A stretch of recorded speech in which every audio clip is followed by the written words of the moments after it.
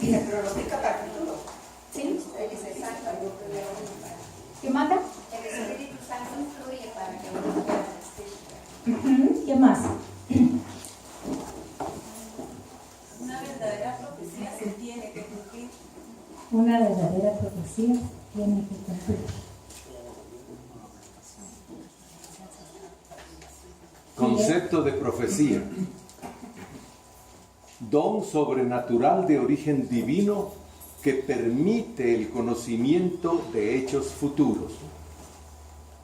Predicción hecha por un profeta, por inspiración del Espíritu Santo.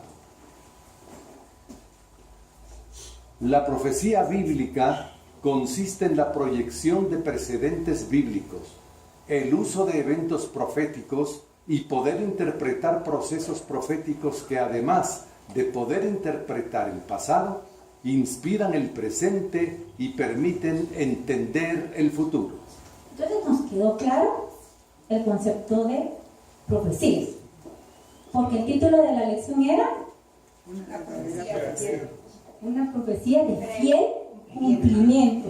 Lo que decía Jackie, que una profecía verdadera se tiene que cumplir. ¿Ustedes creen que la profecía que está en este libro ¿Se cumplió? ¿Y se está cumpliendo? ¿Y se va a cumplir? Amén. sigamos viendo qué dice la palabra de Dios? Apocalipsis capítulo 1, verso 1. La revelación de Jesucristo que Dios le dio. ¿Por qué dice ahora la revelación de Jesucristo que Dios le dio? Ahora notemos los pasos de la revelación aquí. Se originó con y en Dios, el Padre, fue dada a Jesucristo y Él la dio a sus ángeles y sus ángeles se la dieron a sus siervos. Juan deja claro aquí que fue ¿Quién fue el que se la dio? Dios, no fue Él. No fue Él que dijo yo voy a profetizar, sino que Dios se la dio a Él. Miremos, quiero que leamos Mateo 11:27. Porque dice, todas las cosas me fueron entregadas por mi Padre, y nadie conoce al Hijo sino el Padre, y mi Padre conoce al ni el Padre conoce a alguno, sino el Hijo, y aquel a quien el Hijo le quiera revelar. Fue Dios el que le quiso revelar a Juan esta profecía. Pero miremos, sigamos viendo. ¿Cuál fue el propósito para el cual fue dada esta revelación? ¿Cuál creen ustedes que fue el propósito? ¿Cuál fue el propósito para que Dios se lo revelara a Juan? Para manifestar a sus siervos las cosas que deben suceder pronto. Eso lo dice ahí mismo, en el versículo 1. Si seguimos leyendo.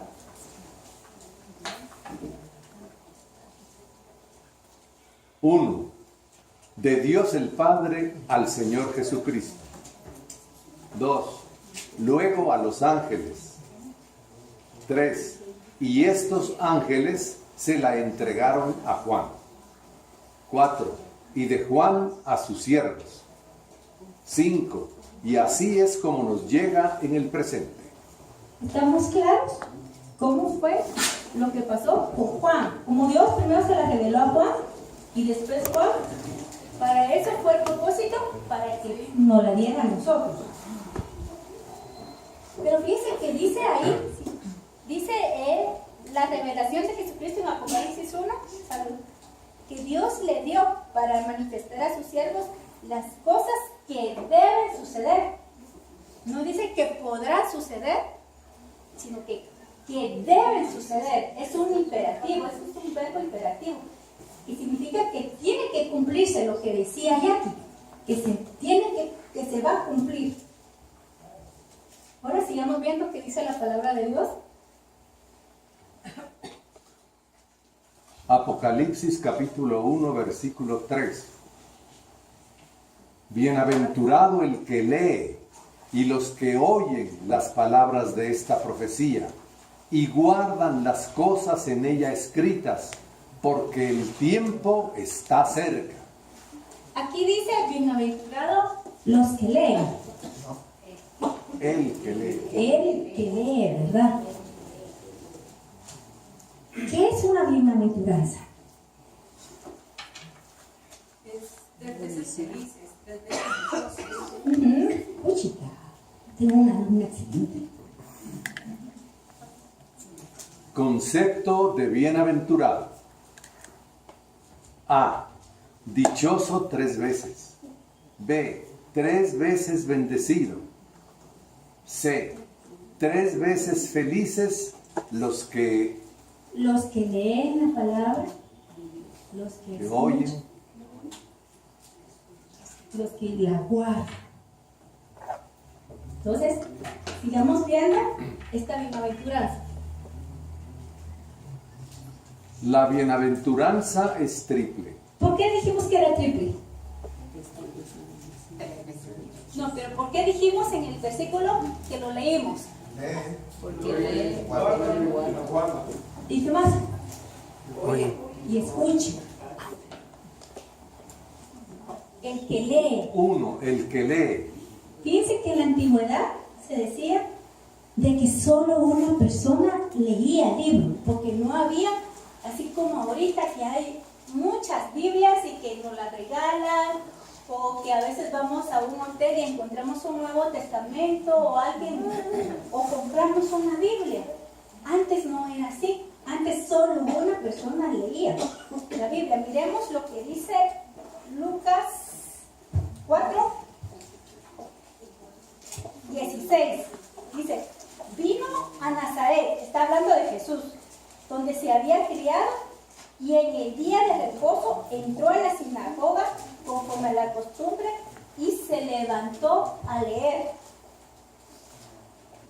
Ya de último, en el versículo 20 dice, y enrollando el libro, lo dio al ministro y se sentó, y los ojos de todos en la sinagoga estaban puestos fijos en él, porque solo una persona era la que leía. 2. Los que oyen. ¿Por qué dice los que oyen? Si nos ubiquémonos ahorita en el tiempo de la antigüedad, no ahorita. ¿Por qué decía los que oyen? ¿Por qué ustedes se imaginan que decía los que oyen? Está como aquí, digamos, estaba usted hablando el que había leído y le estaba pasando toda la información a los que no podían. Por eso mismo, porque solo una persona era la que leía y los que escuchaban eran muchos. Miremos qué dice Esdras. Ahora vamos a usar un poquito nuestras Biblias. Esdras 8:3. Está en el Antiguo Testamento, después de Primera y Segunda de Crónicas.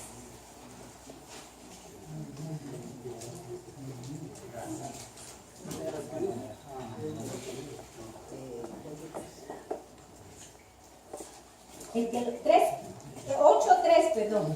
El que lo tenga lo puede leer.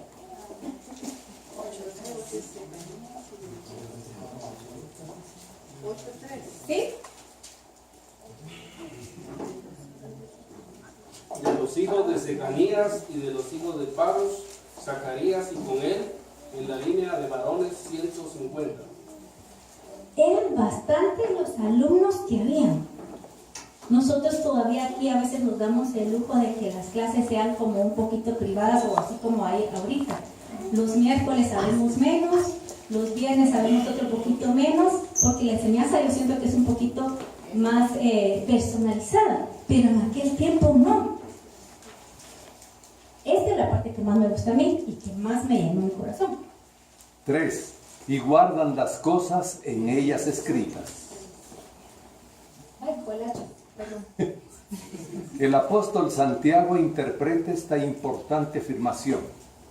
Pero sed hacedores de la palabra y no solamente oidores, engañándoos a vosotros mismos. Santiago 1:22. Esto es un beneficio enorme. como decía la palabra, es una bienaventuranza. Y ustedes no se pueden imaginar ser hacedores de esta palabra. ¿Qué significa ser hacedores de esta palabra? ¿Ah?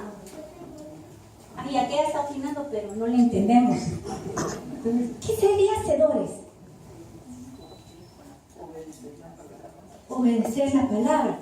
Miremos un ejemplo que lo vamos a encontrar en Salmo 1.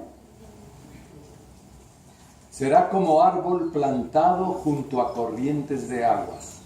El ser hacedores. ¿Y la explicación sería?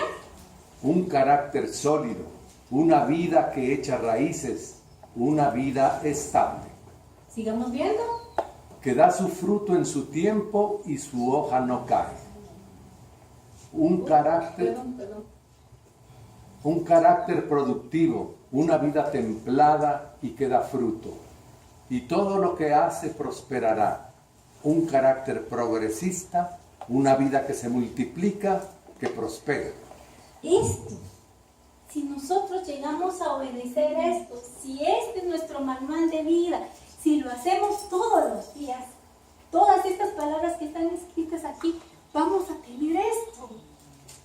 Y dice, deleítate a sí mismo en el Señor y Él concederá las peticiones de tu corazón. Te tenías que deleitar en esto, no en las películas, no en los jueguitos estos que hay, no en mi trabajo, no con mis hijos. Con esto me tengo que deleitar y voy a ser así, será como árbol plantado junto a aguas, que su fruto, dice, da su fruto en su tiempo y su hoja no cae. Sigamos viendo qué nos dice la palabra de Dios. Apocalipsis 1:3. Porque el tiempo está cerca. Porque el tiempo está cerca. Miremos qué dice. Es esta una cualidad apocalíptica, hablar de la inminencia de lo que vendrá. ¿Qué dice la palabra de Dios? Es algo así como unir el presente inmediato con el futuro. Es decir, Cristo viene ya y no tardará. Segunda de Pedro, capítulo 3, verso 3. Sabiendo primero esto, que en los postreros días vendrán burladores, andando según sus propias concupiscencias. 4. Y diciendo, ¿dónde está la promesa de su advenimiento? Porque desde el día en que los padres durmieron, todas las cosas permanecen así como desde el principio de la creación. Segunda de Pedro 3:8. Mas, oh amados, no ignoréis esto, que para con el Señor un día es como 1000 años y 1000 años como un día. 9. El Señor no retarda su promesa, según algunos la tienen por tardanza, sino que es paciente para con nosotros, no queriendo que ninguno perezca, sino que todos procedan al arrepentimiento. Eso es lo que nos está diciendo nuestro Padre Celestial el día de hoy. Porque el tiempo está cerca. Sigamos viendo. Apocalipsis 1:4. Juan, a las 7 iglesias que están en Asia, gracia y paz a vosotros, del que es, y que era, y que ha de venir, y de los 7 espíritus que están delante de su trono. ¿Ustedes saben cuáles son los 7 espíritus? Sí, es el espíritu de sabiduría, el espíritu de discernimiento, el espíritu de bondad, creo que es. ¿Alguien más que le ayude?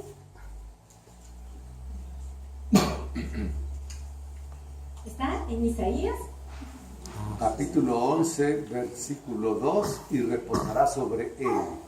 1. El espíritu de Jehová. 2. Espíritu de sabiduría. Y 3. De inteligencia. 4. Espíritu de consejo. Y 5. De poder. 6. Espíritu de conocimiento. Y 7. De temor de Jehová. Estamos con 7 espíritus ahí. Pero observemos que Juan,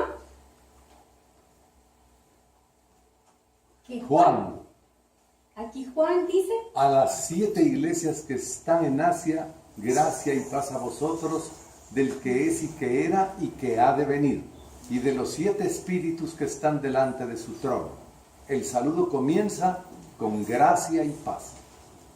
algo interesante aquí que dice Juan. No dice el apóstol, no dice el pastor, no se pone un título. Él dice Juan. La humildad es el vaso que Dios utilizó, que no se pone un título antes de. Pero también dice que comienza con gracia y paz. ¿Qué es gracia? Un don inmerecido. Ujú. ¿Y qué es paz? Eso sí sabe. Eso sí sabe. Miremos qué dice la palabra. La gracia significa el favor inmerecido de Dios que provee salvación a los que merecen condenación.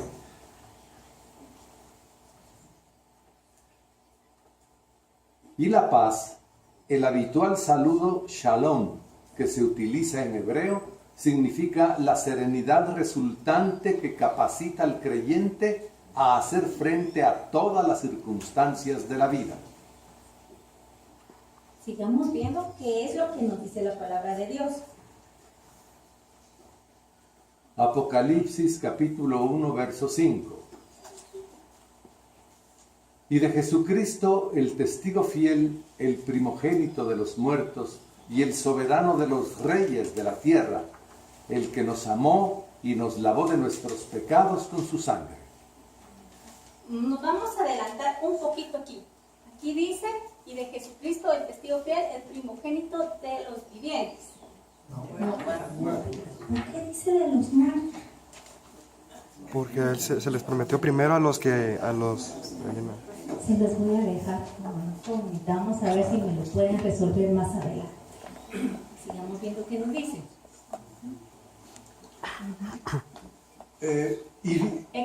Éxodo 4, Verso 22. Y dirás a Faraón, Jehová ha dicho así, Israel es mi hijo, mi primogénito. En sentido figurado, Israel era el primogénito de Dios. Apocalipsis 1:5, o el testigo fiel. El testigo fiel. ¿Por qué se llama? ¿Por qué nos dirá el testigo fiel? Miremos qué dice. Jesucristo es el único testigo digno de confianza para relatar los hechos de este libro. Él es el único testigo digno de confianza para usted y para mí en el presente.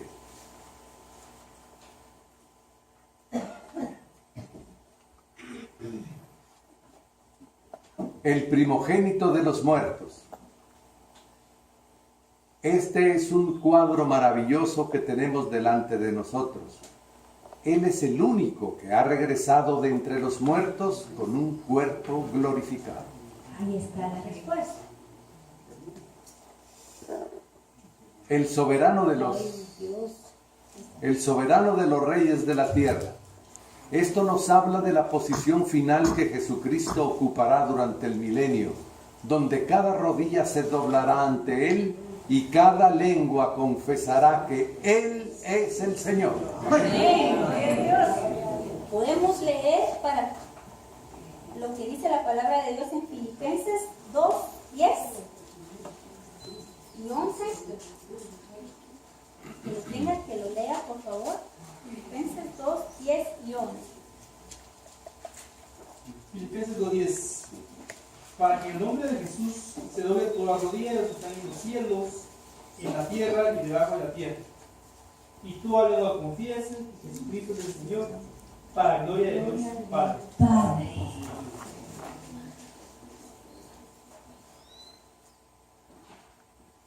Padre.